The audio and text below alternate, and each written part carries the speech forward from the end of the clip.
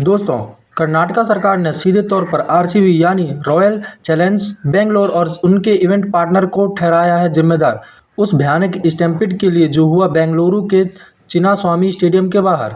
क्या ये एक लापरवाही थी या फिर सोशल मीडिया की ताकत ने कर दिया एक मेगा इवेंट को मेगा डिजास्टर में तब्दील? आइए इस पूरे विवाद को डिटेल में समझते हैं। आरसीबी की विजय यात्रा, पुलिस की रोक, हजारों की भीड़ और एक अनकंट्रोल स्टैम्पेड। क्या हुआ था 4 जून को? तो सबसे पहले जानते हैं कि आखिर 4 जून को बेंगलुरु में हुआ क्या था।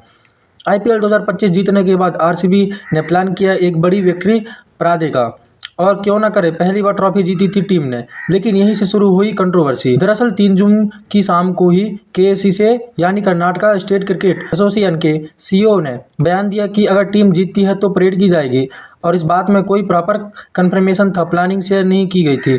लेकिन अगले ही दिन यानी 4 जून की सुबह आरसीबी ने सोशल मीडिया पर पोस्ट कर दिया एक बड़ा अनाउंसमेंट, वो भी वीडियो के साथ, जिसमें खुद विराट कोहली नजर आ रहे थे और फैंस को इनवाइट कर रहे थे परेड में शामिल होने के लिए। अब बस क्या था, हजारों लोग फैंस टूट पड़े इस इवेंट पर। Online invitation, real life disaster. RCB के सोशल मीडिया पोस्ट के बाद शुरू हुआ एक अनोखा डिजिटल एक्सप्लोजन, और वो वीडियो और पोस्ट इतनी तेजी से वायरल हुआ कि 3 लाख से ज़्यादा लोग जुट गए चिन्नास्वामी स्टेडियम के बाहर। आप सोचिए, 3 लाख लोग, जबकि स्टेडियम की कैपेसिटी सिर्फ 35,000 थी। कहा गया कि एंट्री फ्री होगी, लेकिन पहली बार यह बात क्लेरिफाई की गई दोपहर 5:15 बजे, यानी जब तक हजारों लोग स्टेडियम के आसपास पहुंच चुके थे। लोगों को ना पासेस का पता था ना टाइमिंग का, सिर्फ सोशल मीडिया पोस्ट देखकर लोग जुटते गए और फिर शुरू हुई अफरा तफरी। गवर्नमेंट का सीधा आरोप, आरसीबी और डीएनए नेटवर्क जिम्मेदार। कर्नाटक सरकार ने इस मामले में बिल्कुल साफ तौर पर बोला है कि आरसीबी और उनके इवेंट पार्टनर डीएनए नेटवर्क ने कोई भी प्रॉपर परमिशन या लाइसेंस नहीं लिया था। केवल एक इन्विटेशन देना काफ़ी नहीं होता कानून के अनुसार। प्रॉपर परमिट में डिटेल्स के साथ एप्लीकेशन देना जरूरी होता है, जो नहीं दिया गया। अब इतने बड़े लेवल पर भीड़ जुटी तो पुलिस को जिम्मेदारी दी गई, लेकिन वो भी सिर्फ कुछ ही घंटे पहले। मतलब ना प्लानिंग थी, ना सिक्योरिटी, ना भीड़ मैनेजमेंट। चिन्नास्वामी स्टेडियम के गेट नंबर 1, 2 और 21 पर भारी भीड़ लग गई और फिर हुआ एक स्टैम्पेड। मतलब अफरा तफरी, धक्का मुक्की, चिल्लाहट, लोग घायल। पुलिस पर भी उठे सवाल, लेकिन सरकार ने यह भी कहा कि जब पुलिस चाहे तो प्रोहिबिटरी आर्डर लागू कर सकती थी, यानी सेक्शन 144 जैसे रोक, लेकिन ऐसा कोई एक्शन नहीं लिया गया, बल्कि उन्होंने सिर्फ बंदोबस्त बनाया। अब इस मामले में जो आईपीएस और अन्य पुलिस अफसर सस्पेंड किए गए थे, उनको फिर से बहाल करने का जो ट्रिब्यूनल का फैसला आया था, सरकार ने उस फैसले को भी चैलेंज कर दिया है। सरकार का कहना है कि जब पता था कि लाखों लोग आने वाले हैं तो प्राइवेटी एक्शन क्यों नहीं लिया गया।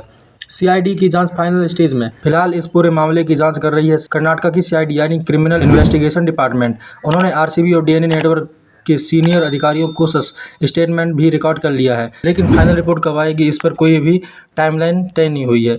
तो क्या आरसीबी दोषी है? ये सवाल बहुत बड़ा है। क्या एक क्रिकेट टीम जो अपनी जीत को सेलिब्रेट करना चाहती थी वो दोषी है, या फिर सोशल मीडिया की ताकत को कम आंकने की गलती थी, या फिर यह एक ऐसा केस है जिसमें हर कोई थोड़ा बहुत जिम्मेदार है, चाहे वो आरसीबी हो, डीएनए नेटवर्क हो या लोकल पुलिस। सबक क्या है इस पूरे मामले में? ऐसे बड़ी पब्लिक इवेंट के लिए सोशल मीडिया अनाउंसमेंट के साथ साथ प्रॉपर लीगल क्लियरेंस और प्लानिंग होनी चाहिए। पुलिस को समय समय पर अलर्ट किया जाना चाहिए, सिर्फ 2 से 3 घंटे पहले नहीं।